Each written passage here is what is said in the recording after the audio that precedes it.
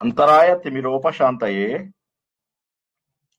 శాంతపావనమచింత్య వైభవం తం నరం వపుషి కుంజరం ముఖే మన్మహే కిమపి తుందిలం మహః. వసుదేవసుతం దేవం కంసచాణూరమర్దనం దేవకీ పరమానందం కృష్ణం వందే జగద్గురుం. శ్రీకృష్ణం వందే జగద్గురుం. భగవద్బంధువులకు, ఆత్మస్వరూపులకు, సత్యాన్వేషులకు స్వాగతం, సుస్వాగతం. పవిత్రమైనటువంటి వినాయక చవితి దినం రోజు నాడు ఆదిదేవుడైనటువంటి ఆ గణపతిని మన అందరిలో అంతర్గతంగా ఉన్నటువంటి ఆ అంధకారాన్ని తొలగింపజేయాలని కోరుతున్నాం. అయితే దానికి కావలసినటువంటి సరైన వైరాగ్యం ఎక్కడి నుంచి వస్తుంది? వైరాగ్యము అంటే వదలడము, వదులుతూ ఎదగడము. అంటే వదలడం అంటే ఏం వదలాలి? ఈ ప్రాపంచిక విషయాలను వదిలేయాలి. వదిలేస్తూ ఎదగాలి. ఎదగాలి అంటే పరిణతి సాధించాలి. పరిణతి ఎలా సాధించగలుగుతాము? ఎప్పుడైతే మనకు ఈ విషయం అవసరం లేదు, ఇది మనం పట్టించుకోవాల్సినటువంటి అవసరం లేదు అని చెప్పి తెలియడమే మనకు పరిణతి. ఆ వైరాగ్య సాధన రాందే మనకు మోక్షం రాదు అన్న విషయం మనము తెలుసుకున్నాం. అన్నిటికంటే ముఖ్యంగా హిందూ ధర్మంలో తెలుసుకోవాల్సింది ఏంటి? మనం సాధించవలసినటువంటిది మోక్షం. ఎవరైనా సరే, ఏ స్థాయిలో ఉన్నవారైనా సరే, చివరికి చేరుకోవాల్సినటువంటిది మోక్షమే. ఆ మోక్షం ఎలా చేరుకుంటాము? మరణం తర్వాత చేరుకుంటామా? లేదు, మరణం తర్వాత మరో జన్మ వస్తుంది, అంతే. కాబట్టి మోక్షము చేరుకోవాలి అంటే జ్ఞానము ఖచ్చితంగా వచ్చి తీరవలసిందే.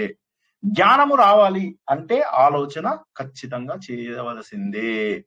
ఆలోచన చెయ్యాలి అంటే ముందు కర్మకాండలను చేస్తూ ఉంటాము. కర్మకాండలు అనేక రకాలు ఉన్నాయి. ఆ కర్మకాండలు చేయిస్తున్నటువంటి గురువులు మనని కర్మకాండలలోనే ఉంచేయకుండా కర్మకాండల ద్వారా మన మనసు శుద్ధి అయిందా లేదా చూసి అప్పుడు మనకు జ్ఞానబోధ తెలియజేయాల్సి వస్తుంది అనమాట. ఉదాహరణకు తీసుకున్నట్టయితే పూర్వకాలంలో ఏమయ్యేది, మనకు కర్మకాండలు ముందు చెప్పేవాళ్ళు వేదాలలో. అంటే కర్మకాండలు అంటే పూజలు, పునస్కారాలు, ఈ నోములు, వ్రతాలు లాంటివి కాకుండా మామూలుగా యజ్ఞాలు, యాగాలు ఆ రోజుల్లో ఉన్నటువంటివన్నీ కూడా నేర్పించేవారు. యజ్ఞం ఎలా చేయాలి, ఏ యాగం ఎలా చేయాలి, ఇవన్నీ కూడా ఆ రోజుల్లో చక్కగా నేర్పించేవారు. నేర్పించిన తర్వాత గురువులు అబ్జర్వ్ చేస్తుండేవాళ్ళు. వీళ్ళ లోపల ఎంతమందికి పరిణతి వచ్చింది? పరిణతి రానిదే ఉపనిషత్తులు చెప్తే లాభం ఏముంది? మనసు లోపల ఇంకా కోరికలు ఉన్నాయి. మనసు లోపల పరిణతి రాలేదు. మనసులో ఎంతసేపు కూడా డబ్బు సంపాదించుకోవాలి అనే కోరికే ఉంది. డబ్బు సంపాదించుకోవాలి, కోరికలు తీర్చుకోవాలి అన్నప్పుడు ఉపనిషత్తులు అర్థం కావు. సో ఎప్పుడైతే ఉపనిషత్తులో అర్థం చేసుకునే స్థాయి వస్తుందో అప్పుడు గురువు గారికి దగ్గరగా శిష్యుడు కూర్చుని నేర్చుకునేది ఉపనిషత్తు, జ్ఞానము. సో కాబట్టి మొదటి స్టెప్ ఎవరికైనా కూడా కర్మకాండలే. అయితే కర్మకాండలలో రెండు రకాల జనాలు ఉంటారు. కర్మకాండాలు చేసేవాళ్ళు రెండు రకాలు. కొంతమంది ఏమో ఈ కర్మకాండల ద్వారా మనకు వచ్చేటటువంటి ఫలితాలు అంటే పుణ్యం కావచ్చు, లేకపోతే ఏదన్నా మంచి ఫలితం అనుకున్నటువంటి కోరిక తీరడం కావచ్చు, ఇటువంటి వాటి కోసం చేసేవాళ్ళు కొంతమంది కర్మకాండలు.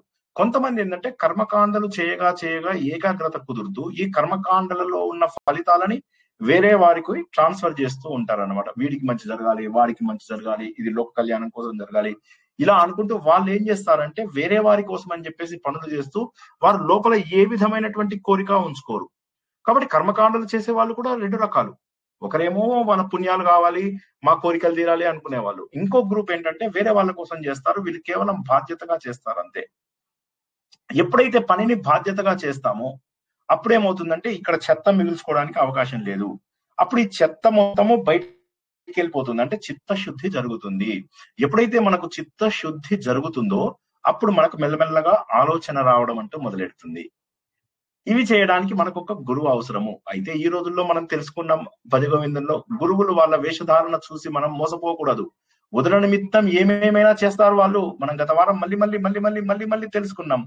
జటిలో ముండి లుంచిత కేశ కాషాయాంబర బహుకృత వేష.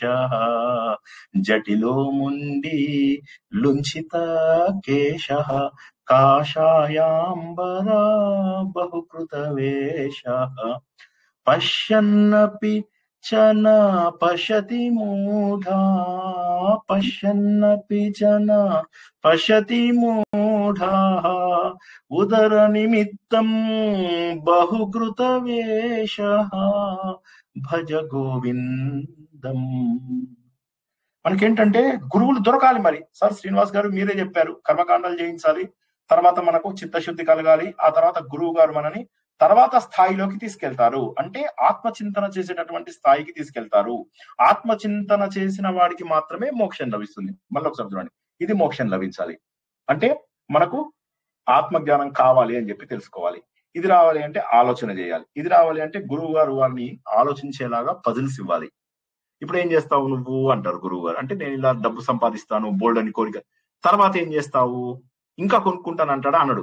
గురువు గారు నేను అసలు ఎక్కడి నుంచి వచ్చానో ఆలోచిస్తా, ఎక్కడి నుంచి వచ్చాను ఏమిటి అనేది రీసెర్చ్ చేస్తాను అంటాడు. ఆ రీసెర్చ్ లేదా సెర్చ్ ఏదైతే వెతకడం అన్వేషణ ఉందో, అన్వేషణ ద్వారా భగవంతుడి దగ్గరికి వెళ్తాడు. కానీ ముందు కర్మకాండలని వదిలేటటువంటి స్థాయికి చాలా మంది రారు. కర్మకాండలను ఎట్టి పరిస్థితుల్లో ఇక్కడ వదిలేసేయాలి. కానీ అది వదలడం ఒక్క రోజులో సాధ్యం కాదు.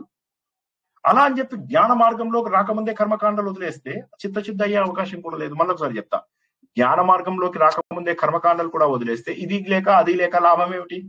సో కాబట్టి కర్మకాండలు చేసినటువంటి వాటిని భక్తిగా చేయాలి. ఉదాహరణకు మీరు గణపతి పూజ చేశారు. గణపతి పూజని చాలా భక్తిగా శ్రద్ధగా చేయాలి. చేస్తే ఏమవుతుంది? గణపతి లోపల మీరు పంచభూత తత్వాన్ని నిన్న మనం తెలుసుకున్నటువంటి తత్వచింతన ద్వారా మీరు గనక గణపతి పూజ, మనమందరము గనక గణపతి పూజ చేసినట్లయితే అప్పుడు మనము ప్రకృతి శక్తులకు అందుబాటులో ఉంటాము. ప్రకృతి శక్తులకు అనుగుణంగా మనము నడుచుకున్నట్లే అవుతుంది. కాబట్టి కర్మకాండలు తప్పు కాదు, కర్మకాండలని యాంత్రికంగా చేయడం తప్పు. సో కర్మకాండలని ఫలితం ఆశించకుండా, కామ్యకర్మలు లేకుండా ఏదైతే మహోన్నతంగా మనం చేయడానికి సిద్ధపడతామో అప్పుడు మనకు ఆలోచన ద్వారా జ్ఞాన మార్గంలోకి వెళ్లే అవకాశం ఉంది. కానీ అంతలోపల దొరికేటటువంటి గురువులంతా కూడా ఎంతసేపు ఇక్కడ ఆగిపో, నాకు దేవుని చూపిస్తారా? చూపిస్తాను. నువ్వు ఆ పద్యం తెలీదా నీకు? నాకు గురువు వచ్చి దేవుడు వచ్చి ఎవరు కావాలి అంటే నేను ముందు గురువుని అడుగుతాను. ఎందుకంటే గురువే నన్ను గోవిందుడి దగ్గరికి తీసుకెళ్తున్నాడు కాబట్టి అది చెప్తారు, ఆ సామెత చెప్తారు. చెప్పి ఏమంటారు? కాబట్టి నేను నీకు గురువు చూపిస్తాను, ముందు నా కాళ్ళు పట్టుకో, ఫస్ట్ ముందు వీడి కాళ్ళు పట్టుకోవాలి, వీడికి సేవ చేయాలి. అలా జీవితం అంతా బానిసలుగా ఉంచుతారు. మేము చెప్పే కదా, మా చదువుకునే ఎంఏ క్లాస్ లోపల వాళ్ళు ఒక ఆయన ఉన్నాడు. ఆయన మరీ ఎంత రుబాబ్ అంటే, ఏమిటది ఎందుకు చేయరు? అసలు ఆయన మాకు టీచర్ కూడా కాదు, కానీ అహంకారం. ఎందుకు చేయరండి? గురువు గారు అడిగితే ఎక్కడ గురువు అంటే ఏమిటంటే, ఇంత నేర్పించిన వాడికి కూడా ఇంత అహంకారం ఉంటుంది. ఇంత ఆశిస్తారు గురు దక్షిణ. నేనేమో శిష్య దక్షిణ ఇస్తానన్నా కూడా జనాలు ముందుకు రావడం లేదు. గురుదక్షిణ కాదు, శిష్య దక్షిణ ఇస్తా నేను. అక్కడ ఏమవుతుంది? గురుదక్షిణ గురుదక్షిణ గురుదక్షిణ గురుదక్షిణ. నీ ఆలోచన అంతా కూడా గురుదక్షిణ. మరి అటువంటి వాళ్ళు ఉంటే నీకు ఆత్మజ్ఞానం ఎక్కడొస్తుంది? ముందు వీళ్లకు సేవ చేయడంలోనే నీ సమయం అంతా గడిచిపోతే ఇక నీకు ఎక్కడ ఆత్మజ్ఞానం వచ్చేటటువంటి అవకాశం ఉంది? ఆత్మజ్ఞానం రాదు రాదు రాదు రాదు. మరి ఏం చేయాలి? ఆత్మజ్ఞానం రానప్పుడు ఏం చేయాలి అంటే, ముందు సరైనటువంటి గురువు దొరకలేదన్న విషయాన్ని ముందు ఫస్ట్ పట్టుకోవాలి. సరైనటువంటి గురువు దొరకనప్పుడు శ్రీకృష్ణ భగవంతుడిని గురువుగా భావిస్తూ చేసుకోవాలి. మనము ఏ విధంగానైతే ఏకలవ్యుడు భగవంతుడిగానే తన గురువును భావించాడు, ఆయన విగ్రహాన్ని పెట్టుకుని ఏ విధంగానైతే అన్ని నేర్చుకుని సక్రమంగా నేర్చుకున్న వాళ్ళని కూడా ఓడగొట్టగలిగాడు. అది మనం గుర్తుంచుకోవాలి. కాబట్టి ఏంటంటే, ఈ ఉదర నిమిత్తం రకరకాల వేషాలు వేసేటటువంటి జనాల గురించి కాదు మనకు కావాల్సింది. కాబట్టి మనకు అటువంటి వాళ్ళు రావాలి. అయితే ఈ జ్ఞానానికి మనం తెలుసుకున్నటువంటి ప్రతిబంధకాలు ఇంకా కూడా ఉన్నాయి. ఏమిటి జ్ఞానానికి ప్రతిబంధకాలు? ఏంటంటే, మనకు ఆశ తీరకపోవడము. ఆశ ఎవరికి తీరదు సార్? అన్ని వదిలేసి నేను సన్యాసిని అవుతాను అంటే, సన్యాసి లోపల కూడా ఎటువంటి ఆశలు ఉంటాయో మనం తెలుసుకున్నాం. సో అది సంసారి కానీ సన్యాసి కానీ ఆశ పోదు అని చెప్పడానికి తర్వాత 2 శ్లోకాలలో మనము తెలుసుకున్నాం. ఏమని తెలుసుకున్నాం మనము? అంగం గలితం ఫలితం ముండం దశన విహీనం జాతం తుండం వృద్ధో యాతి గృహీత్వా దండం తదపి న ముంచతి ఆశాపిండం భజ గోవిందం. శరీరం అంతా కూడా పాడైపోయింది, ముసలితనం వచ్చింది, తల అంతా వెంట్రుకలన్నీ రాలిపోయాయి, ఇంకా అన్ని రకాలుగా నాశనం అయిపోయాం. శరీరంలో ఏమాత్రం ఓపిక లేకుండా ఉంది, అయిపోయింది. చేతిలో కర్ర పట్టుకుని నడుస్తున్నాము, ఇంకా కూడా ఆశ మాత్రం మనని అలా పీడిస్తూ ఉంది. ఇది సంసారులకు చెప్పాడు. మరి సార్ ఇది సంసారులకే ఉంటుందా అంటే లేదు, సంసారులకే కాదు. మరి ఎవరికి ఉంటుంది? బైరాగులకు కూడా ఉంటుంది. అవునా సార్? అవును, బైరాగులకు కూడా ఉంటుంది. ఎలా ఉంటుంది? అగ్రే వహ్ని పృష్ఠే భాను రాత్రౌ చుబుకా సమర్పిత జాను. అగ్రే వహ్ని పృష్ఠే భాను రాత్రౌ చుబుకా సమర్పిత జాను. करतल भिक्षा तरु तलवासः करतल भिक्षस्तरु तलवासः तदपि न मुञ्चति आशापाशः భజ గోవిందం. ఏమీ లేదు, బైరాగి లాంటి జీవితాన్ని గడుపుతున్నాడు. ఈ బైరాగి లాంటి జీవితాన్ని గడుపుతున్న వాడికి కూడా ఆశాపాశం అనేటటువంటిది వదలడం లేదు. తెలుసుకున్నాం మనం కథ లోపల. వాడు 25 ఏళ్ల పాటు అన్ని వదిలేసేసి ఇంకా నాకేమీ అవసరం లేదు అనేటటువంటి స్థాయికి వెళ్ళాడు.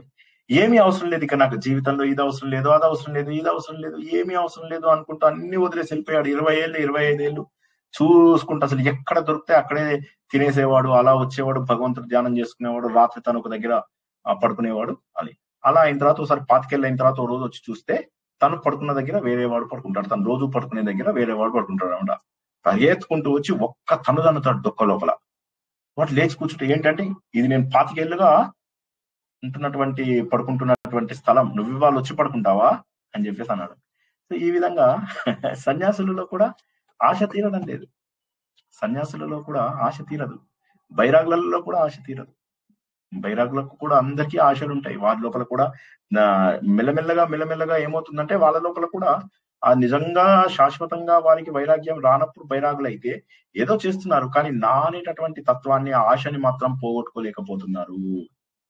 మనం తెలుసుకున్నామా మంకీది, అది మనుషులు, మనం అందరం అవి చేస్తున్నాం. ఇటు చూస్తే బైరాగులు కూడా ఆశ, ఇటు చూస్తే మఠాధిపతులు, పీఠాధిపతులు, వీరందరూ డబ్బు డబ్బు డబ్బు డబ్బు డబ్బు డబ్బు డబ్బు. మీరు డబ్బు ఇచ్చే వాళ్ళైతే ఒక రకమైనటువంటి ట్రీట్మెంట్, డబ్బు లేని వాళ్ళైతే ఇంకో రకమైనటువంటి ట్రీట్మెంట్. వందల కొద్ది, వేల కొద్ది బానిసలను తయారు చేసుకుంటూ ఉంటారు. 10 రూపాయలు మనిషికి ఇచ్చినా 1,00,000 మంది అంటే 1,00,00,000 రూపాయలు. సో కాబట్టి ఏంటంటే 10 లక్షలు అలాంటి వాళ్ళు ఎంతమంది వస్తూ ఉంటారు. వీరి ద్వారా వాళ్ళు ఏం చేస్తున్నారు? మాఫియాలు నడుపుతున్నారు. మనం ఆశారాం బాపు విషయంలో తీసుకున్నాం. డేరా బాబా సమయంలో అయితే తవ్వినా కొద్ది అస్థి పంజరాలు వచ్చాయి. కాబట్టి ఈ విధంగా ఏమిటంటే అందరూ కూడా మళ్ళీ పాపమైనటువంటి దారిలోకే వెళ్తున్నారు. ఎందుకంటే వాళ్ళకి ఆశ చావట్లేదు, వేషాలు మాత్రం అద్భుతంగా వేసుకుంటున్నారు. కొంతమంది బానిసలను తయారు చేసుకుంటున్నారు. ఈ బానిసలు ఎంత గట్టిగా ఉంటున్నారంటే వాళ్ళు వదలరు. ఇంకా వాళ్ళు ఇప్పుడు మీరు ఆ గురువు గారిని ఏదైనా అనండి, మిమ్మల్ని వచ్చి కాల్చుకు తింటారు, మిమ్మల్ని చంపేస్తారు, అక్కడే చంపేస్తారు. కాబట్టి గురువు గారిని కూడా ఏమీ అననియరు. అంత దారుణమైనటువంటి పరిస్థితి ఇక్కడ. అంటే వారికి ఒక కల్చర్ అలవాటు అవ్వడం లేదు, కల్ట్, ఒక గుంపులో తయారైపోతున్నారు, గుంపులో వెళ్తున్నారు. గురువు గారు ఎంతసేపు వాళ్ళు, ఆ గురువు గారు కూడా నీకు కనిపించడు, ఆయన శిష్యులను ముందు అప్రోచ్ అవ్వాలి. నువ్వు బాగా ఉన్నావంటే ఒక్కొక్క లెవెల్ ఎదుగుతూ అప్పుడు గురువు గారి దగ్గరికి వెళ్తావు. 4 లెవెల్స్ ఉంటాయి, గురువు గారిని చేరుకునే లోపల 4 లెవెల్స్ ఉంటాయి. నువ్వు డైరెక్ట్ గా గురువు గారికి వెళ్ళిపోయి దండం పెట్టుకునేంత సింపుల్ గా ఉండరు వాళ్ళు, ఉంటే కూడా ఫోటోల్లో ఉంటారు అంతే. సో కాబట్టి ఏమవుతుంది, వారి లోపల నువ్వు అలా బానిసలుగా తయారవడమే గానీ నీ లోపల పరిణతి రావడం లేదు. ఎందుకంటే వాళ్ళలో పరిణతి లేనప్పుడు నీకెక్కడి నుంచి పరిణతి వస్తుంది? నువ్వు వెళ్తున్నావు, మఠానికి వెళ్తున్నావు, పీఠానికి వెళ్తున్నావు, డబ్బు సమర్పిస్తున్నావు, ఒక భగవద్గీత పాడుతున్నావు, లేకపోతే 1,00,000 గల అర్చన, 1,00,000 గల అర్చన చేస్తున్నావు, వచ్చేస్తున్నావు. కోట్లాది మందిలో ఒక చిన్న ఇసుక రేణువు నువ్వు అంతే. కానీ నువ్వు అమృత స్వరూపుడవి. మరి ఏం చేయాలి సార్? మరి మమ్మల్ని ఏం చేయమంటారు అంటే 17వ శ్లోకం లోపల ఆయన అంటున్నమాట, నువ్వు కర్మకాండల ద్వారా భగవంతుడి దగ్గరికి చేరుకుందాము అంటే అసంభవం. కురుతే గంగా సాగర గమనం, కురుతే గంగా సాగర గమనం, వ్రత పరిపాలనం అథవా దానం, కురుతే గంగా సాగర గమనం. వ్రత పరిపాలనం అథవా దానం జ్ఞాన విహీన సర్వమతేనా జ్ఞాన విహీన సర్వమతేనా భజతి న ముక్తిం జన్మశతేనా భజ గోవిందం భజ గోవిందం గోవిందం భజ మూఢమతే సంప్రాప్తే సన్నిహితే కాలే నహి నహి రక్షతి డ్యుకృంకరణే భజ గోవిందం భజ గోవిందం గోవిందం భజ మూఢమతే. ఏం చేస్తున్నావు నువ్వు? గంగాసాగర గమనం. గంగా వెళ్ళి గంగాసాగరంలో కలిసిపోతుంది. మొన్న మనం గంగా ఎలా వెళ్తుందో చెప్పుకున్నాం.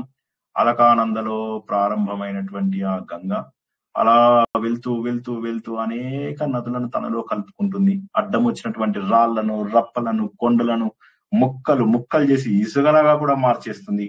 కష్టపడి కష్టపడి కష్టపడి చివరికి గంగాసాగరం దగ్గర మన బంగాళాఖాతంలో బే ఆఫ్ బెంగాల్లో కలిసిపోతుంది. నువ్వు స్నానం కోసం వెళ్ళావు అంటున్నాడు. గంగాసాగరం స్నానము అంటే ఏంటంటే గంగనే కాదు, కాశీ కావచ్చు, రామేశ్వరం కావచ్చు, ఇంకా ఏ ప్రాంతమైనా. అంటే ఇక్కడ మీనింగ్ ఏంటంటే తీర్థయాత్రకు వెళ్ళావు. తీర్థయాత్రకి వెళ్ళామంటే జనాలు ఊరుకుంటారా? కాశీ లోపల లింగాలు పెడితే ఇంత డబ్బు వస్తుంది, దీనికి అంత డబ్బు, లక్షల్లో తీసుకుంటారు. ఈ పుణ్యము కొన్ని కోట్ల జన్మలకు వస్తుంది. ఇది చేసావంటే, ఇక్కడ కనుక నువ్వు లింగం ప్రతిష్ఠించావంటే నీకు నీ తరాలన్నీ నీకు పరిమితి. ఇలాంటివి ఎవరైనా విన్నారా అండి? యాక్చువల్ గా కాశీ లోపల లింగాలు ఎవరైనా విన్నారా అండి? ఇందు లోపల కాశీ లోపల లింగాలు పెట్టమని చెప్పేసి అంటూ ఉంటారు. నాకు గొంతు వినిపిస్తుందా? అక్కడ ఏమవుతుంది సార్, మొన్న కాశీలో ఈ కారిడార్ పెట్టినప్పుడు అది అక్కడ డిస్మాంటిల్ చేసిన లింగాలన్నిటినీ ప్రతిష్ఠించండి అని ఒక సెపరేట్ ప్లేస్ లో చేయమన్నారు. ఆఫ్ కోర్స్ అది చాలా ఎక్స్పెన్సివ్ అయింది, కానీ బట్ విన్నాం ఈ మాట. అది ఓకే. నేను చెప్పింది ఎప్పటి నుంచో, మీకు ఇవాళ కాదు, ఎప్పటి నుంచో కూడా కాశీ లోపల ఒక లింగం ప్రతిష్ట అని మనతో ఒక లింగం ప్రతిష్ఠింపజేస్తారు.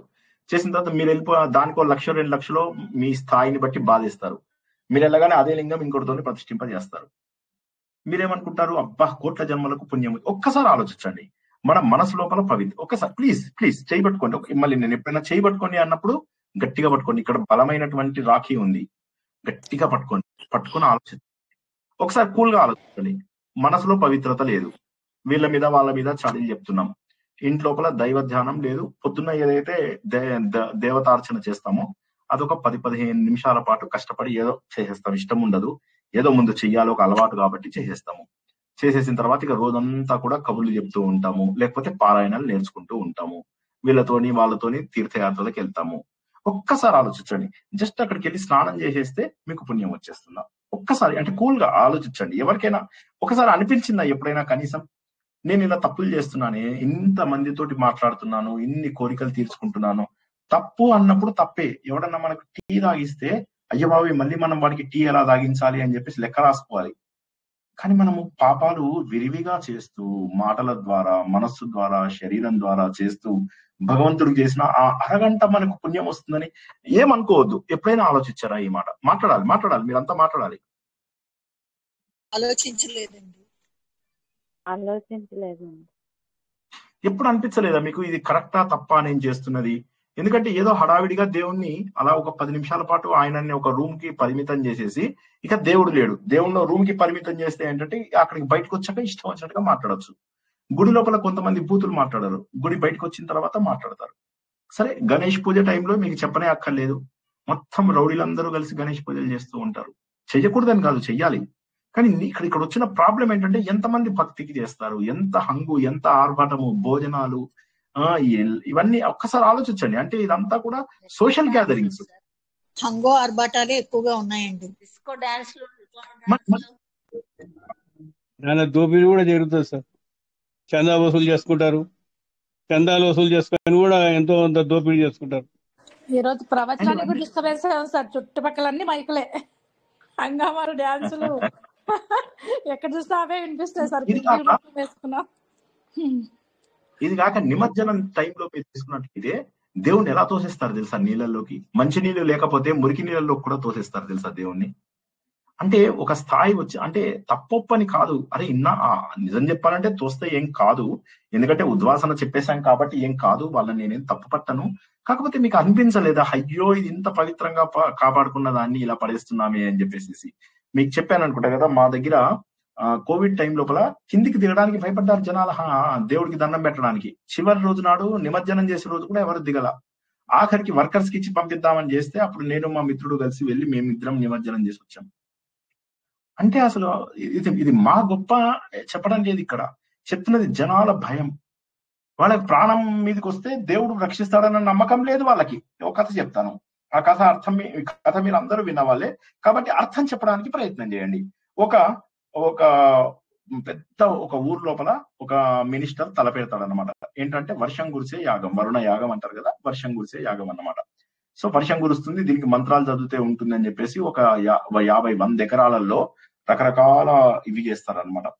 యజ్ఞ కుండాలు తయారు చేసి వేలాది మంది వస్తారు అక్కడికి.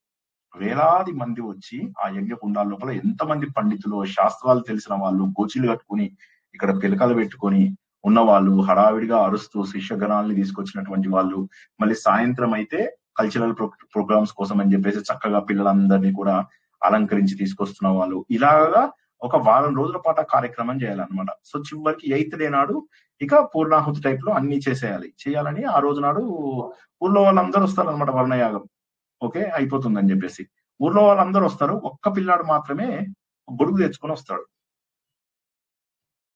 ఓకే, ఈ కథకు అర్థం చెప్పండి ఎవరైనా, ఒకరి తర్వాత ఒకరు చెప్పండి, హడావిడి పడకుండా.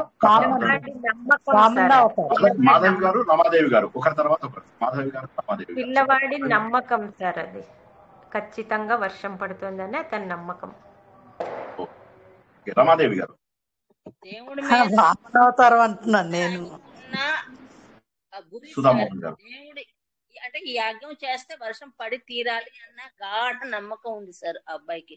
Trust in God, he has trust in God. ఇంకెవరైనా?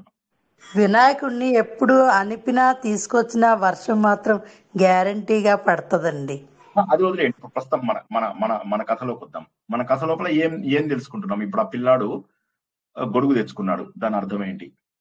వర్షం పడుతుందనే నమ్మకంతో తెచ్చుకున్నాడు, దేవుని పైన నమ్మకం, భగవంతుడికి పెట్టడానికి. మరి మిగతా పిల్లాడి గురించే చెప్తున్నారు, అందరూ కూడా పిల్లాడి గురించే చెప్తున్నారు. మీరు అసలు అంటే పాజిటివ్ యాంగిల్, అందరూ పాజిటివ్ యాంగిల్ చెప్తున్నారు, నెగిటివ్ యాంగిల్ ఎవరు చెప్పట్లా. దేవుణ్ణి నమ్మినా కూడా మనం కూడా ప్రొటెక్టివ్ ఉండడానికి ట్రై చేయాలి. దేవుణ్ణి నమ్ముతాం, బట్ దేవుణ్ణి నమ్మినామని దేవుడు కూడా చెప్తాడు కదా, నిన్ను నువ్వు కాపాడుకుంటేనే నేను. ఇప్పుడు మీరు చెప్పినటువంటిది కథకు సంబంధం ఏముంది? ఇప్పుడు నేను చెప్పిన కథకు మీరు చెప్పిన మాటకు సంబంధం చెప్పగలరా? అంటే వాళ్ళు యజ్ఞం ఇది చేస్తుంటే కూడా అబ్బాయి గొడుగు తెచ్చుకున్నాడు కదా. కరెక్ట్. ఎందుకు తెచ్చుకున్నాడు గొడుగు? వాన్ వస్తుందని ఆ నమ్మకం. మిగతా వాళ్ళందరూ మొత్తం నమ్మారు దేవుడు రావచ్చు. ధర్మలత గారు చెప్పండి. ధర్మలత గారు. జై శ్రీకృష్ణ సార్. వాళ్ళ నమ్మకం లేకుండా యాంత్రికంగా చేసింది సార్, ఈయనకేమో నమ్మకం ఉంది దేవుని పైన. Okay, Padmavathi madam. అదే చెప్పబోతున్నా సార్, వాళ్ళంతా ఏదో చెయ్యాలా కాబట్టి వాళ్ళు అంత యాంత్రికంగా చేసినారు. వాళ్ళు దాని మీద ఎక్కువ ధ్యానం కానీ ఇది చేయాలి. ఈ అబ్బాయి మాత్రం ఈ యాగం తప్పకుండా వర్షం వస్తుంది అనేసి నమ్మకంతో గొడుగు పెట్టుకున్నాడు సార్. ఇక్కడ మనం గుర్తించాల్సినటువంటి విషయం ఏంటంటే అక్కడ చక్కగా స్పాన్సరర్స్ ఉన్నారు, దానికి మంచిగా పుస్తకాల స్టాల్స్ పెట్టారు, ఈ స్టాల్స్ ఆ స్టాల్స్, ఫుడ్ స్టాల్స్, తర్వాత కొంతమంది ఫుడ్ ను కూడా స్పాన్సర్ చేసిన వాళ్ళు ఉన్నారు గుంపులుగా. ఒక గుంపు బ్రాహ్మిన్ గుంపు, ఇంకో గుంపు వైశ్యాస్ గుంపు, ఇంకో గుంపు ఇంకోటి ఏదో, ఎవరి భోజనాలు వాళ్ళవే. మస్తుగా భోజనాలు కూడా చక్కగా డివైడ్ చేసుకుంటూ కుల సంఘాల వాళ్ళందరూ అక్కడ నిలబడి వంటలు చేయిస్తున్నారు, ఇన్ని చేస్తున్నారు. కానీ ఎవ్వరికి కూడా వర్షం పడుతుందనే నమ్మకం లేదు. అంటే ఈ పూజలు ఇవన్నీ చేసే వాళ్ళకి నిజంగా దేవుడు వస్తాడని నమ్మకం ఉండదు. ఒకసారి ఏమైందంటే ఈ ఒక పాము వాళ్ళ తల్లితో అంటుంది అనమాట, అందరూ పాలు పోయడానికి వస్తున్నారంటే ఈ రోజు రాలేదు ఎక్కువ మంది అంటే, సరే నేను దర్శనం ఇస్తాను, వాళ్ళందరికీ దర్శనం ఇస్తే ఎక్కువ మంది పాలు పోస్తారు అని చెప్పేసి ఆ పాము ఇలా బయటకు వచ్చింది అనమాట. రాగానే అందరూ అక్కడ నుంచి దూరం నుంచి వచ్చే వాళ్ళు కూడా పారిపోయి దెబ్బకి ఏంటంటే కొంతమంది వచ్చి దాని తల మీద కొట్టి మరీ చంపేశారు. పాము అని చెప్పి నాగుల చవితి రోజు నాడు. సో ఇక్కడ మా దగ్గర వెండి చెంబులు కూడా ఇసురు పడేసి ఉరికారు సార్, పాము కనిపించిందని. వెండి చెంబులు, వెండి గ్లాసులు కూడా అక్కడ పడేసి పరిగెత్తారు పాము లాగా. అసలు అలా అనిపించింది, పాము లాగా అనిపించింది, తాడు అంతే అది, దానికి అందరూ పరిగెత్తిపోయారు. సో ఇదంతా ఏంటంటే, కాబట్టి ఏమవుతుందంటే ఆయన ఏమంటున్నాడు, కురుతే గంగా సాగర గమనం, అక్కడికి వెళ్ళిపోయి ఆ నీళ్ళలో మునిగితే చాలు పుణ్యం వస్తుంది. ఎవడో చేసి నాకు పుణ్యం తెప్పిస్తాడు, నేను పుణ్యం చెయ్యను. పుణ్యం అంటే ఏంటి? పుణ్యం అంటే ఏంటండి? సరే ఒక్క నిమిషం పక్కన పెట్టిద్దాం. పుణ్యం అంటే ఏంటి? ఎవరన్నా జవాబు చెప్పాలి. ఎవరో బాధ చెప్పారు యాక్చువల్, కరెక్ట్. మంచి పని యొక్క చెయ్యటం, మంచి పని చేస్తే వచ్చే ఫలితం పుణ్యం అంటారు. చెడ్డ పని చేస్తే వచ్చే ఫలితమును పాపం. సో ఇప్పుడు పుణ్యం ఎక్కడి నుంచి వస్తుంది? పుణ్యం ఎక్కడి నుంచి వస్తుంది అంటే నువ్వు చేసే పనిని బట్టి ఫలితం. ఉదాహరణకి కర్మ సిద్ధాంతం, హిందూ ధర్మం మొత్తం కర్మ సిద్ధాంతం పైన ఆధారపడిందని తెలుసుకున్నాం. కర్మ సిద్ధాంతంలో మనం ఏమేం తెలుసుకున్నాము? ఎంతసేపు కూడా నువ్వు చేసిందే నీకు వస్తుంది, నువ్వు ఏది చేసావో అదే నీకు వస్తుంది. కాబట్టి give the world the best you have and the best will come back to you. ప్రపంచానికి మంచి నువ్వు, ఆ మంచి మళ్ళీ నీకు వెనక్కి తిరిగి వస్తుంది. రబ్బర్ బంతి ఇలా కొట్టగానే మన చేతికి వస్తుంది. సో కాబట్టి ఏంటంటే మంచి పని చేయకుండా, ఏమీ చేయకుండా చేసేవన్నీ పాపాలు. దానికోసం వెళ్ళడానికి కోసం అని చెప్పి రైళ్లలో కబుర్లు ఫుల్గా గుంపులుగా బయలుదేరి అక్కడికి వెళ్ళి రూమ్స్ తీసుకుంటారు, తెల్లవారుజామునే హడావిడిగా వెళ్తారు, స్నానాలు చేస్తారు, తొక్కిసలాట అవుతుంది, కొంతమంది చనిపోతారు. ఒక్కసారి ఆలోచించండి, ఇందులో పుణ్యం మీకు ఎక్కడ వస్తుంది? ఈ మొత్తంలో మీకు పుణ్యం ఒక దగ్గర వస్తుంది, ఎక్కడో చెప్పగలరా అండి ఎవరైనా? ఆ తొక్కిసలాట కంట్రోల్ చేసి వాళ్ళని లైన్ లో పంపిస్తే అక్కడ వస్తుంది సార్. అటువంటి దర్శనము చెయ్యకుండా అది నిదానంగా మంచిగా దొరికినప్పుడే చేసేట్టుగా ఉండేది. అప్పుడు పుణ్యం వస్తుందా? పుణ్యం అని కాదు, అంటే నేను అంటున్నది పుణ్యం ఈ మొత్తంలో ఒక సైడ్ లో పుణ్యం వస్తుందని చెప్పాను. ఒక వ్యక్తి ఇక్కడి నుంచి వెళ్ళాడు, రైలు టికెట్ కొనుక్కున్నాడు, రైల్లో అంటే సహాయం చేయడం, క్యూలలో నుంచి పెద్దవాళ్ళకి, ఇబ్బందులు పడే వాళ్ళకి లైన్ లో అప్పుడు నామం చేస్తూ ఉంటారు కదండి, నామం చేసినప్పుడు సంకల్పం వల్ల సార్ ఇవన్నీ వస్తాయి. ఇవన్నీ మంచి పుణ్యాన్ని మర్చిపోయి చేయాలి సార్ కర్మం, అప్పుడు పుణ్యం వస్తుంది. పుణ్యం వస్తుంది చేయకూడదు. పుణ్యం ఎక్కడి నుంచి వస్తుందో తెలుసుకుందాం ఇప్పుడు మనం. ఆ గంగలో మునిగినప్పుడు వస్తుంది అంటారండి. గంగలో అవును, అంటే మనం ఏ తప్పులు చేసినా కూడా పర్వాలేదు అంటారా? మనం తప్పులు చేసి గంగ కాదు కదండి, క్యూల గురించి కదా మీరు మాట్లాడేది. కాదు, గంగలో మునిగితే కూడా పుణ్యం గ్యారంటీగా వస్తుందా? అట్లా ఏం రాదు. నమ్మకం ఉంటే వస్తుందండి, నమ్మకం ఉంటే వస్తుంది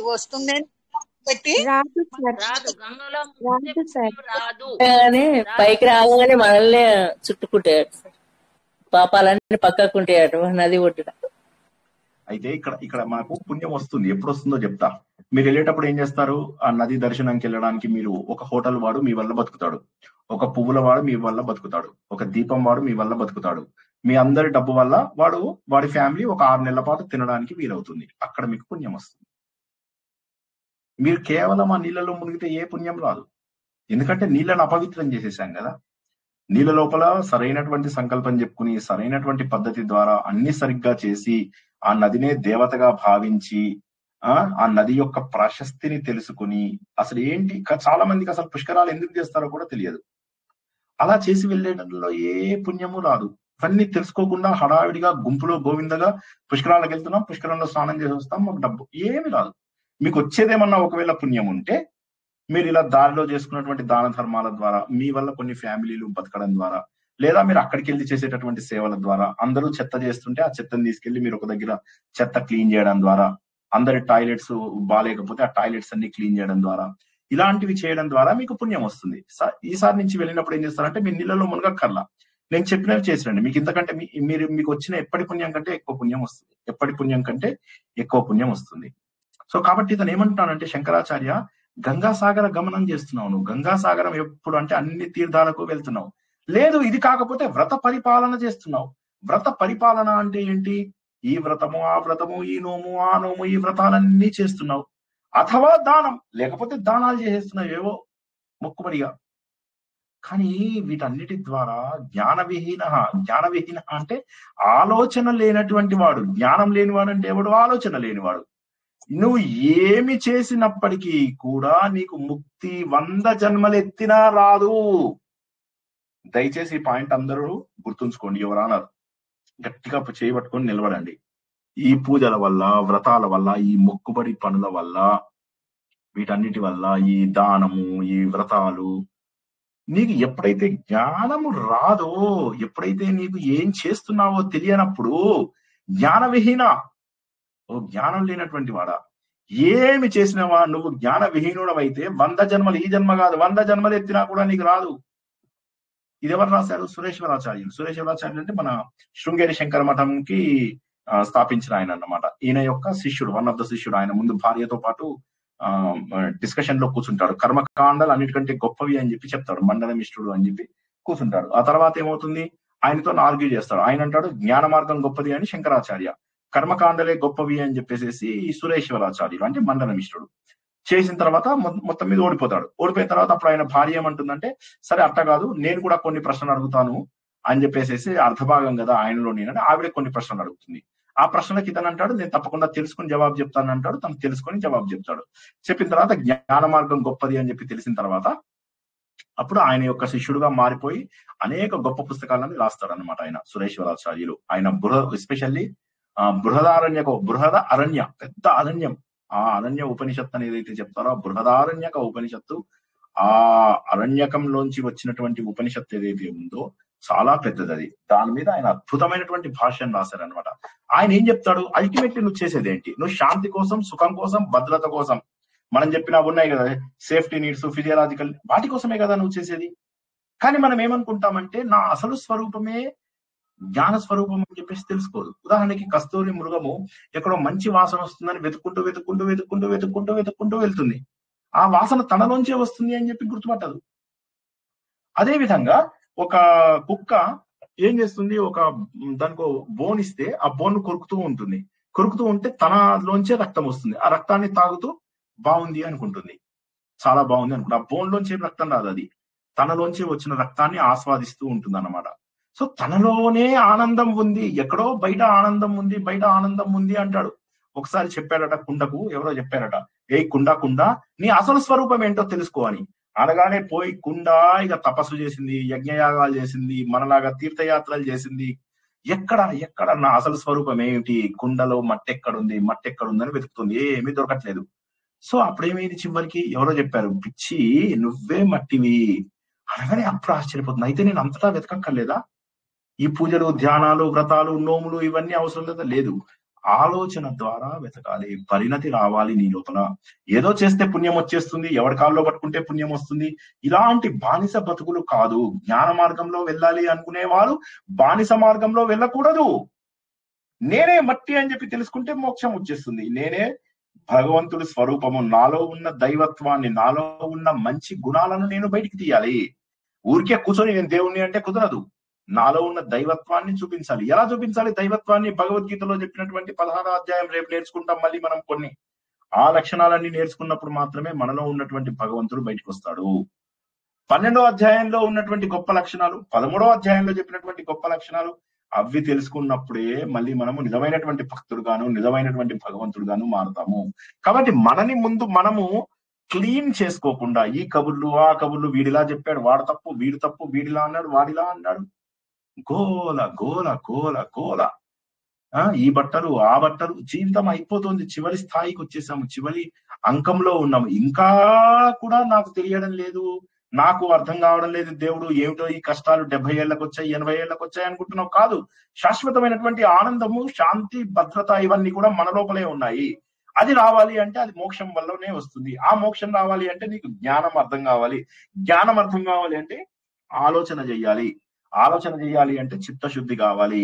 ఈ చిత్తశుద్ధి కావాలంటే మీరు చేసేటటువంటి కర్మకాండలు పవిత్రంగా చేయాలి. మనం చేసే కర్మకాండలు పవిత్రంగా చేసినట్లయితే ఇది చిత్తశుద్ధి కలగాలి. కానీ నేను 50 ఏళ్లుగా రకరకాల యాత్రలు చేస్తున్నాను, కానీ వీడి గురించి తిడుతున్నాను, వాడిని తిడుతున్నాను, వీడిని తిడుతున్నాను, వీడు మంచాడు కాదు, వాడు మంచాడు కాదు, వీడిని ద్వేషిస్తున్నాను, వాడిని కామము, క్రోధము, లోభం ఏమీ అనుకోలేదు. 50 ఏళ్ళు చేసి లాభం ఏమిటి కర్మకాండలు? సో కర్మకాండలు చేస్తే ఒక ఫలితం ఉండాలి. ఏమిటా ఫలితము? మన లోపల మార్పు రావాలి. మన లోపల మార్పు రానప్పుడు కర్మకాండలు అనవసరం. చిత్తశుద్ధి లేని శివ పూజ లేలరా. ఒక ఆవిడకి సడన్ గా ఒక గొలుసు కనిపించదు తన మెడలో. అయ్యో గొలుసు లేదని చెప్పేసి ఫుల్ కంప్లైంట్స్ అవి చేస్తుంది. ఇంతలోకి హస్బెండ్ వస్తాడు. వచ్చి ఏమైంది అంటే గొలుసు కనిపించట్లేదంటే మెడను తడుముకో అంటాడు. ఇలా తడుముకోగానే కనిపిస్తుంది. అయ్యో నా దగ్గరే ఉందా అని నవ్వడం మొదలెడుతుంది. ఆ విధంగా మన దగ్గరే ఉన్నటువంటి వస్తువులని మనం తెలుసుకోలేకుండా ఉన్నాము. మనలోనే ఉంది. పిల్లల్ని చేతిలో పెట్టుకుని ఊరంతా వెతుకుతున్నారు. ఇదంతా ఎంతవరకు ఇవన్నీ మనకు తెలియనివి కాదు. దీన్ని కంఠ చామీకర న్యాయం అంటారు. చామీకరం అంటే గొలుసు, నెక్లెస్. సో ఆ కంఠంలో పెట్టుకున్నటువంటి ఆ నెక్లెస్ ని చూసి మనం ఏమనుకుంటున్నాము, ఇలాగే మనం కూడా మన రూపాన్ని గుర్తించుకోలేకపోతున్నాము. జన్మల నుంచి వెతుక్కుంటూనే ఉన్నాము. కానీ అసలైనటువంటి నిజమైన వజ్రము మనమే, మన లోపలే ఉంది. ఆ విషయాన్ని తెలుసుకోకుండా ఎంతసేపు ఇవి మంచివి కాదు. ఉపవాసాలు, నామస్మరణము, మంత్ర జపము, అన్నదానం ఇవన్నీ మంచివే. కాకపోతే చిత్తశుద్ధి రానప్పుడు అవి మంచివి కాదు. చిత్తశుద్ధి కలిగితే నీ లోపల ఓకే, అంటే క్లీన్ అయినట్టయితే నువ్వు ఓకే. క్లీన్ అయితే కొంతగా ఒక మెట్టు ఎక్కినట్టే, ఏం తప్పేమి లేదు. కానీ క్లీన్ కాకుండా ఆధ్యాత్మిక చింతన అసలు మన లోపల లేకుండా ఇవన్నీ చేసినప్పుడు లాభం ఏమిటి? ఏ విధమైనటువంటి లాభము లేదు. కాబట్టి అటువంటివి కాకుండా మనకు మనం ఒక కథ చేద్దాం. అది నిజంగా మహాభారతంలో లేదు. ధర్మరాజు తీర్థయాత్రల కోసం వెళ్తాడు, శ్రీకృష్ణుని రమ్మంటాడు. అందరూ విన్న కథ, అది చాలా పాతది. అంటే ఒక శ్రీకృష్ణుడు అంటాడు, నేను కొద్దిగా బిజీగా ఉన్నాను, రాలేను, ఈ సొరకాయని తీసుకెళ్ళని చెప్పి ఒక సొరకాయని తీసుకెళ్తాడు. ఆ సొరకాయని తీసుకెళ్లి అన్ని నీళ్లలో ముంచి వెనక్కి తీసుకొస్తాడు. తీసుకొచ్చిన తర్వాత చివరికి వచ్చిన తర్వాత దాన్ని వంట వండుదామని చూస్తే బాగా కుళ్ళిపోయి ఉంటుంది అన్నమాట. శ్రీకృష్ణుడి దగ్గరికి వెళ్ళి, అరే కుళ్ళిపోయినది ఎందుకు ఇచ్చావయ్యా అంటే, నీకు తెలియదా అంటే, అరే నాకు తెలుసు కుళ్ళిపోయిందని, కానీ ఎన్ని తీర్థాలలో మునుగుతున్నావు కదా, బాగుపడుతుందేమో అని అడిగాను అంటాడు. ఎందుకని? దానిలాగానే మన శరీరం కూడా జడము. ఆ జడం అవడం వల్ల ఏమవుతుంది, మనకు కూడా ఎన్ని చోట్ల మునిగినా కూడా ఆ మార్పు రావడం లేదు. ఆ మార్పు రావాలి అంటే మన లోపల ఖచ్చితమైనటువంటి ఆలోచన రావాలి. అయ్యో నేను ఇన్ని రోజుల పాటు ఈ పూజలు, పునస్కారాలు ఇవన్నీ చేస్తున్నాను, కానీ నాకు కావలసినటువంటిది ఏమిటి? ఆలోచన, జ్ఞానము. అది రావాలి అంటే కోరికలు లేకుండా నేను చెయ్యాలి. ఇవన్నీ కూడా నాకు కనిపిస్తున్నవన్నీ కూడా మాయమైపోయేవే. ఇవన్నీ స్వప్నం గనక ఒకసారి లేచానంటే అన్ని కూడా స్వప్నంలోంచి మాయమైపోతాయి. అదే విధంగా ఇవన్నీ కూడా నాలోంచి మాయమైపోతాయి. కాబట్టి ఏంటంటే నాకు కర్మల వల్ల, సంతానం వల్ల, సంపదల వల్ల, వీటన్నిటి వల్ల నాకు అజ్ఞానం తొలగదు. కోరికలు తీరొచ్చు, కొన్ని రోజుల పాటు సంతోషంగా ఉంటాం అంతే. కాబట్టి ఈ దీక్షలు, ఈ వ్రతాలు ఇవన్నీ ఆయన ఏమంటాడు, అంటే 100 జన్మలు ఎత్తినా కూడా నీ లోపల మార్పు రాదు. దానం ఎవరికి చేస్తాం? ఎవరికైతే నిజంగా అవసరమో వాడికి చేయాలి. మనం ఏం చేస్తాం, నా పిల్ల పెళ్లి చేసాం, 1000 మందికి అన్నం, తప్పు. అది దానం కాదు. అది నీ గొప్ప చూపించుకోవడానికి పెట్టావు. అది దానం ఇచ్చినప్పుడు ఎలా ఉండాలి? ప్రశాంత చిత్తంతో ఇవ్వాలి. దానం ఇచ్చేవాడికి దండం పెట్టి ఇవ్వాలి. మనం తెలుసుకున్నాం ఆల్రెడీ. కాబట్టి శ్రద్ధయా దేయం, అశ్రద్ధయా అదేయం. శ్రద్ధతో ఇచ్చినటువంటిదే ఇచ్చింది, లేకపోతే అది ఇచ్చినటువంటిది కాదు. కాబట్టి శ్రద్ధ లేకుండా ఇవ్వకూడదు. ఇది భగవంతుడి కోసం నేను ఇస్తున్నాను అని చెప్పేసి అనుకోవాలి. కాబట్టి సర్వ ఉత్కృష్టమైనటువంటి గంగా నదిలో మునిగినా కూడా నీ లోపల మార్పు ఎందుకు రావడం లేదు అంటే ఆలోచన లేదు. కాబట్టి ఒక్కసారి ఆలోచిస్తే, గంగా నది ఉదాహరణ తీసుకుందాం. ఎంత దూరము, ఎన్ని కష్టాలు పడుకుంటూ ట్రావెల్ చేసింది. అది మనం గుర్తించి, ఓకే ఇలాగే నేను కూడా మోక్షం కోసమై ప్రయత్నం చేయాలి, మోక్షంలో మాత్రమే నాకు శాశ్వతమైనటువంటి ఆనందం ఉంటుంది అని చెప్పి తెలుసుకోవడానికి మనం ప్రయత్నం చేయాలి. అంతేగాని కర్మ కదా అంటే, కర్మ అనేటటువంటిది అజ్ఞాన జనితం. కర్మలు ఎప్పుడు కూడా ముక్తిని ప్రసాదించలేవు. మరి అట్లాంటప్పుడు అవి ఎందుకు ఆచరించాలంటే మనకు చిత్తశుద్ధి కలగాలి కాబట్టి. సో ఇవన్నీ మంచివి అయినప్పటికీ, నది స్నానాలు, వ్రతాలు, దాన ధర్మాలు ఇవన్నీ ఓకే. కానీ దాన్ని నాకు పుణ్యం వస్తుంది అని చేస్తే పుణ్యం వచ్చే ఛాన్స్ తక్కువ. అదే విధంగా మోక్షం వచ్చే దారి అయితే అసలు ఇంపాసిబుల్. మోక్షం రాదు. అది ఎందుకు చేస్తున్నాను, ఏం చేస్తున్నాను, నాలో పవిత్రత తీసుకొచ్చిందా లేదా, నా లోపల మార్పు తీసుకొచ్చిందా లేదా, ఇవన్నీ రాళ్ళే. అజ్ఞానానికి, అహంకారానికి పునాది రాళ్ళు ఇవి. అంతేగాని మన జ్ఞానానికి, మన విడుదలకు, ఇవి మోక్షానికి సంబంధించినవి కావివి. కాబట్టి మనని ఇవి పునీతులను చేయలేవు. కాబట్టి ముక్తి రావాలి అంటే జ్ఞానం ఒకటే మార్గము. ఆ జ్ఞానం రావాలంటే ఆలోచన ఒక్కటే మార్గము. ఆలోచన రావాలంటే నువ్వు పునీతుడవై ఉండాలి. యాంత్రికంగా చేసే కర్మకాండాలు కాదు. మళ్ళీ ఒకసారి గుర్తుంచుకోండి, ఈ శ్లోకం మొత్తము చెప్పినది యాంత్రికంగా చేసే వాళ్ళ గురించి మాత్రమే. మనస్ఫూర్తిగా చేసే వాళ్లకు చిత్తశుద్ధికి ఉపయోగపడతాయి అవి. కాబట్టి కర్మకాండాలు తప్పు కాదు, కానీ అవి చిత్తశుద్ధిగా మీకు మీ లోపల మార్పు తేవడానికి అవి ఉపయోగపడాలి అని చెప్పి ఇక్కడ. అంతేగాని నాకు ఆలోచించను కర్మకాండాలు వదిలేస్తానంటే అది డేంజర్. కర్మకాండలు చేస్తూ చిత్తశుద్ధి అలవాటు చేసుకోవాలి. క్రమ పద్ధతిలో సమాజానికి దూరం అవ్వాలి. ఎంత మంది పిలిచినా, ఎన్ని ఫంక్షన్స్ కి పిలిచినా, ఎంత అవసరమైనా వెళ్ళకూడదు. ఫోన్లు స్విచ్ ఆఫ్ చేసి పెట్టుకోవాలి. ఎయిర్ప్లేన్ మోడ్ లో పెట్టుకోవాలి. ఎవరితోని మాట్లాడకుండా ప్రశాంత జీవనాన్ని గడుపుతూ మన లోపల పరిణతిని తెచ్చుకున్నప్పుడు ఏమవుతుందంటే కర్మకాండల నుంచి మనం ఒక మెట్టు ఎక్కినట్టే. అంతవరకు చేసే కర్మకాండలు, నా కొడుకు పెళ్లి ఇలా చేయాలి, కూతురు పెళ్ళాలి, అంతే, అక్కడే ఆగిపోతాం. ఆత్మసుఖము వీడి నీ ఆట కొరకు పాత్ర పోషణ చేసేది సూత్రధారి, విశ్రమించదని పాదం ఆశ్రయించి పరమ కరుణాంతరంగా శ్రీ పాండురంగ. జై శ్రీకృష్ణ. సార్ ఫోన్ వద్దు వద్దు అంటారు సార్. మీరు నా ఫోన్ పోయిందండి, 3 రోజుల నుంచి నేను మిమ్మల్ని మిస్ అయిపోయానండి. నేను అనేది ఫోన్ అంటే అనవసరమైన కాల్స్ చేయొద్దు అని చెప్పి. అదే మామూలుగా నవ్వుతున్నాను. మా వారి ఫోన్ లో వచ్చాను అనమాట ఇప్పుడు ఆన్లైన్. Okay, wonderful. ఇంకెవరికైనా ఏమైనా ప్రశ్నలు ఉన్నాయా? వినాయక చవితి శుభాకాంక్షలు అండి సార్ అందరికీ కూడా. ఇంకెవరికైనా ఏమైనా ప్రశ్నలు ఉంటే సరే, లేకపోతే మన 2వ ప్రవచనం ప్రవాహ ఉపనిషత్తు కూడా వెంటనే ప్రారంభించుకుందాం. ఇవాళ అయిపోతుంది ప్రవాహ ఉపనిషత్తు. వండర్ఫుల్. ఈ జ్ఞానము అందరికీ తప్పకుండా ఉపయోగపడాలని ఆశిస్తూ భజగోవిందం ప్రవచనం పూర్తి చేసుకుందాం. ఇప్పుడు మనము ప్రవాహ ఉపనిషత్తు గురించి తెలుసుకుందాం. జై శ్రీకృష్ణ.